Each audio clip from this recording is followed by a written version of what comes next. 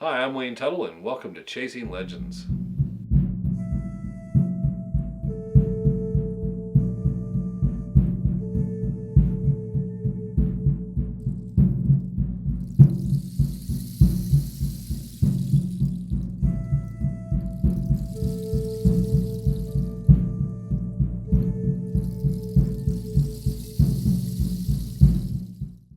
Welcome back to Legends of the Superstition Mountains. I'm Wayne Tuttle, and we just got back in from the 28th Annual Treasure Hunter of the Year Awards. So sit back, enjoy the award ceremony. Please hit subscribe and like. Have a good evening.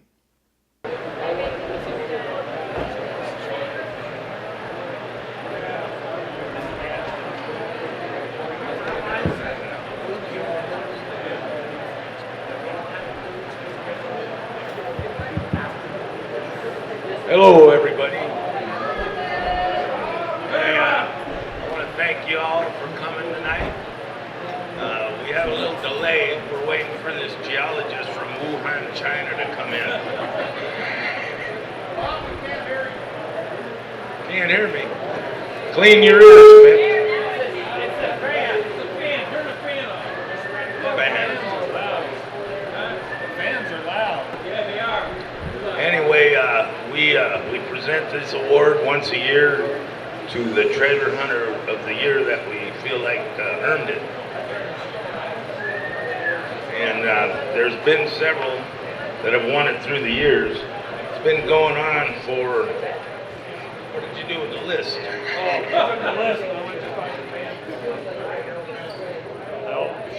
First of all, Bob Corbin was the first one to get it. What's it doing? Am I too close? All right, Bob Corbin was the first one to get this some 20-some years ago now, right? Oh, it's alphabetical. Yeah, that's all right, okay. Bob Corbin, Chuck Crawford, Hank DeAndre. I gotta wait till he gets. How's that? Yeah, Hank DeAndre, Greg Davis, Victor Deeden, Sal Delgadillo, Ron Eagle, Jesse Feldman, Ron Feldman, Bill Fitchman, Mel Fisher. Some of these guys were passed away already before they got it. Elwin Gardner. That Elwin's the one that did Heart Mountain. And his son accepted the award because he was also passed. It's ringing bad. Is it feedback or what? Yeah. Where was that? Rick Wynn. Many, many years in the mountains. All these guys had many, many years in the mountains. I think Bob Corbin started in like 1958, didn't he? Yeah. All right, then we got Ralph Henderson. I think he's here tonight. Ralphie boy, good job. A lot of these guys get a reward for just keeping the legend alive through the years. And that's one for Ralphie boy. He wrote many, many stories. Oh, and by the way, while I'm saying this, Ron's got a new book out, and I'm almost done with it, and I think it's one of the best works he's ever done.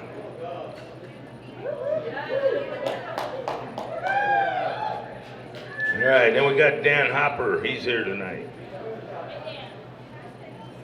We got John Cachero. He was another one that passed away, but he did find gold in the Superstition, real rich gold. Ron's got a piece of it. It's in that new book. Tom Collenborn, who wrote many, many stories for years and years on the different legends of the Superstitions. Brian Lickman. Where you at, boy? Right here.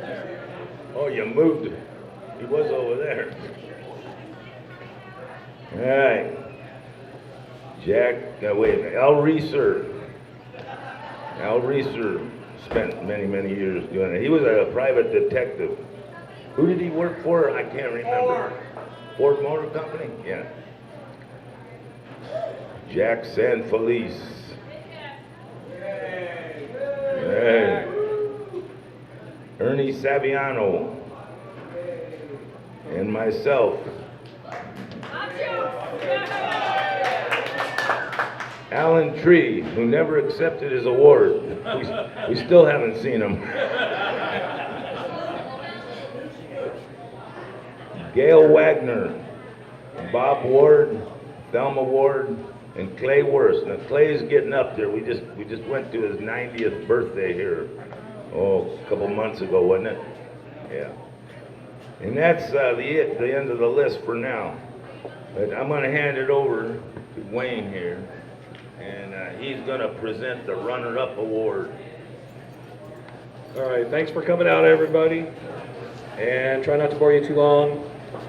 It's 28 years ago, Salvador Delgadillo decided it would be a good idea to get up here and recognize somebody for all the works they did as a treasure hunter, mountain man, Dutch hunter, whatever he thought it encompassed at the time. And in doing so, he decided we would do this every March 15th, the Ides of March, Veni Vidi Vici, and they named it the Victory Club because of the V's. And there's a lot of mysterious stuff that I hope someday Salvador will sit down and write out that I don't quite understand. But this has to do with Julius Caesar and quite a few other things. But 28 years is a pretty significant thing that we're still gathering here 28 years later. And I think everybody that gets this award, the special recognition, and the Treasure Hunt of the Year award, understands the significance of it. Because it is a pretty big deal, I think, in the end. It is technically, for the most part, the Hall of Fame. And someone once said, well, why wouldn't Jacob Waltz be in it? Because he kind of started it, put Jacob Waltz in for the Jacob Waltz Award. But it's kind of, I think, it's been interesting and neat that we get to recognize these people and their time before time goes by. Because the one year we had special recognition for Archie Johnson. And Archie passed away just a couple weeks before we were going to be able to present him an award. And the Johnson family all came out, and that was very cool, but it would have been nice to let him know, hey, thank you for your contributions, everything, the stories you told. And closer to the mic. Everybody can hear me, can't they? It keeps dropping out, but anyways. So, in looking at this, trying to understand what the special recognition is, because anybody that knows Salvador knows that there's an exception to clarity on what everything is. What's the rules that apply? And I think it's just making sure that we acknowledge someone. And like I said, the special recognition, myself, Josh, I know a number of people, I'm trying to think of a couple other people offhand. We've given it out to Ted DeGrazia. We made sure that Larry Hendrick got one. I'm trying to think of a few others, but it's also recognizing the contributions, like Bob said. And I think tonight what I want to do is recognize the contributions of an individual, because sometimes, like in the case of Mel Fisher and several people, it's been a contribution to treasure hunting and prospecting and stuff beyond what we're normally used to. And we want to acknowledge these people as they come on in years because of what they pass along to us educationally wise. And I don't want them to be forgotten as time goes by. So, and as Rick always thinks of it as the Mountain Man of the Year Award, and Salvador sees it as the Treasure Hunter Year Award, I wanted to make sure we recognize these people before we lose them. So that's why Josh and I sit in a long list of waiting for our time to come down the line. You better hurry up. When we're gray and old. Thank you, Rod. We're getting old, Wayne. So this evening I wanted to make it sure with someone that, knowing their history and so forth, and always through research and things, I think we always forget about what people mean and what they've done and what they've accomplished through their lives. And we generally, as a rule, and I know everyone in here is an exception to that, is people generally look at the personality, the character, and they forget the depth of the individual that we're talking about, as is with our two recipients tonight. And this one's pretty heartfelt for me because it was someone that I felt really truly deserves the recognition. And I think sometimes we don't always, we know it in our hearts, but we don't always know how to say thank you to what someone is out there for their service. And like in the case of Ron Eagle, service to their country, service to their communities, and beyond that as treasure hunters and what they've done through this over time. I don't know where we set the plaque. Did you take the plaque? There it is. I got it in the box. So this year, for special recognition, I would like to read the plaque for the Victory Club. Special recognition And I don't know if we can read all through this. It's got the plastic. Let me get the plastic off of it. Oh. Victory Club Special Recognition Treasure Hunters 28th Annual Awards Presentation, March 15th, 2020. It is an honor and a privilege to present this award to Mr. Frank Augustine. To a true. You don't get up yet, and you had no idea. To a true mountain man and treasure hunter, special thanks for keeping the legends alive for many years in the Superstition ranges, searching and many stories lost minds treasure they hold. And to a true friend and companion to so many. Thank you for your service to our country. Happy trails to a true mountain man. Thanks for all the campfires we've shared. Veni Vidi Vici. And I present this tonight on behalf also another gentleman that we all know, and I think we can all say, as tough guys as we are, we love Tom Collenborn, who really wanted me to recognize Frank in some way. Frank,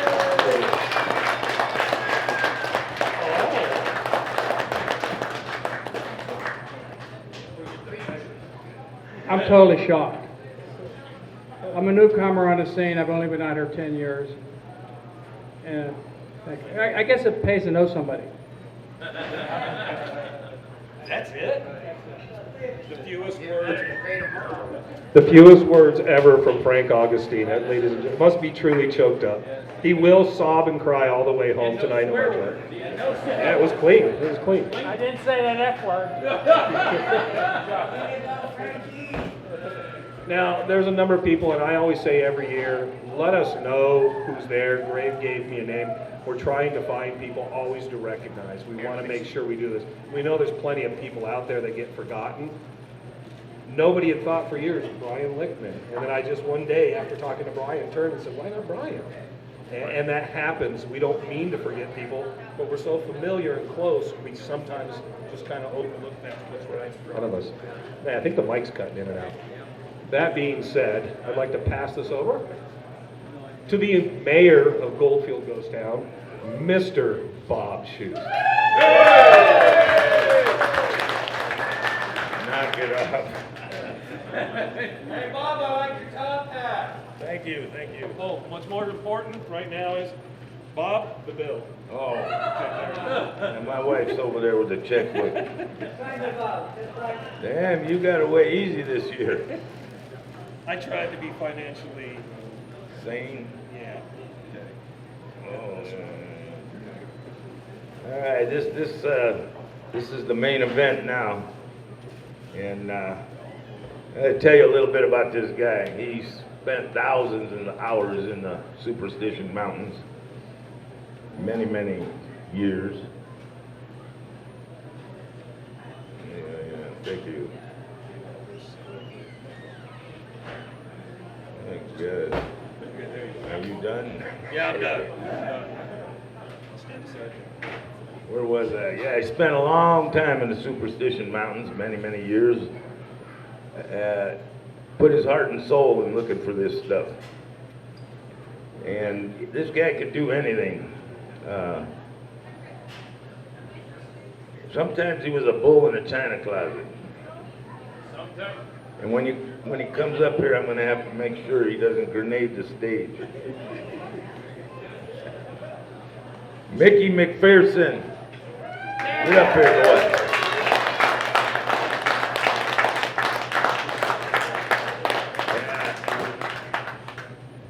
Worked with Ron Fellman and myself on a few different projects.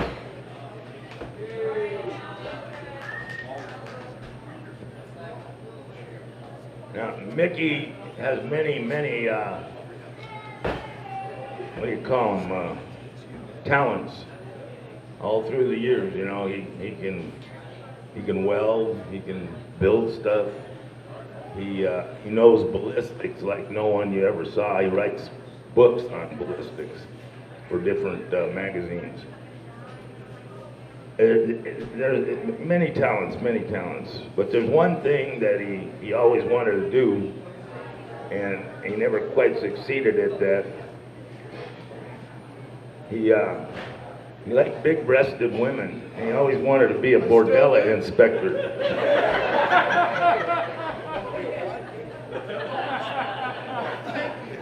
I love him, boy. I knew you'd like I that. like. Well, you still do. Here you go, boy. I'm not gonna read this because you can read it. Not without my glasses.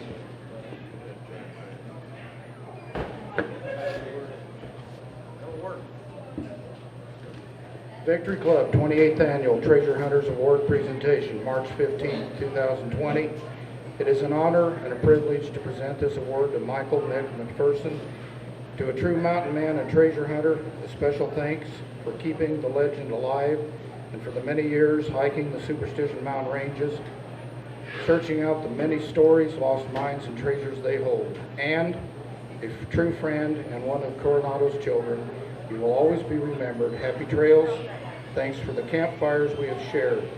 Vidi Vidi Vici, Adolf Creek, 1931, Superstition Mountains, Arizona, Salvador de Gadelo, 1993 to 2004, Rick Winneman, I can't read that stuff, Ross, Wayne, and all of Coronado's children. It goes from when Sal started. Right. Thanks, Bob. I wish that I could be as eloquent and wonderful as Brian was in his acceptance. I don't have that many words to say. Thank you. Thank you all. I will say one thing. In editing Ron's book, which I had the privilege to do, after all these years, I learned Ron's story, because all of us tend to be closed about our prospecting, why we were doing what we were doing. And then history tends to forget that prospecting is what drove exploration. They talk about the out of Africa thing. People were moving out of Africa looking for gold 50 and 100,000 years ago. The exploration of the West wasn't driven by people looking for a place to farm. Those were prospectors. Those were people after our own heart looking for the treasures that were not found and for the treasures that had been lost. And I think most of the people in here that are of this group understand we're not looking for gold, we're looking for treasure, if that makes sense to you. Learning what was lost, following the footsteps of others, and discovering new things. It doesn't get any better than that. We have memories that those people who told us we would never find anything will never have. We have memories that are important to us and that will give us something to think about for the rest of our lives. And God bless you all, and thank you for the honor.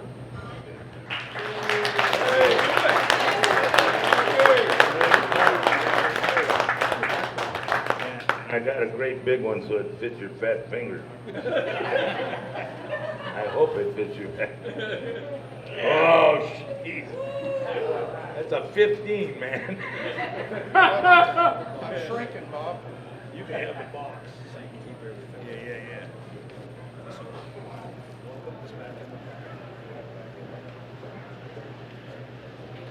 This is cool. It's on the front of the hole. Yeah. Where's that list that you had?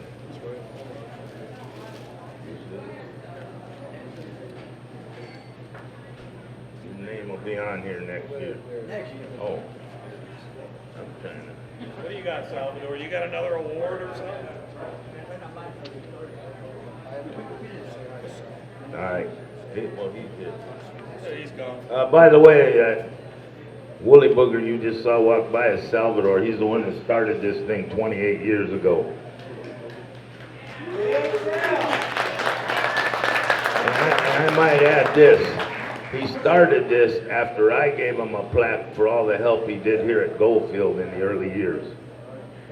He worked with me for several years starting this place out. Yeah, he's got a plaque. That's what made him start doing it. What is this, Salvador? Is he here? I said he'll make it. You don't make it, okay? And what's that? What's his little thing? Okay, I don't know. So Salvador, oh yes, yeah, last year we started Salvador started because we now have the Victory Club has the Green Emerald Carpet Award. And last year, who received that? It was Terry Carter. Terry Carter, yeah, Terry Carter. So anyways, this is special thanks to Chuck Sanders, who in 1991 told the story about the solid gold monkey statue found in the Mayan ruins in Belize, Central America. So thank you, Salvador. You're going to get this to him? Okay. Okay, he gets this too. We're going to have to explain this green emerald. Yeah, tell the story. That's how big Are it you is. going to give this to Chuck, or am I supposed to just keep it at the Yeah, house? just give it. Give it Several- Give it to Bob so he can hang it. What are you talking about? That one.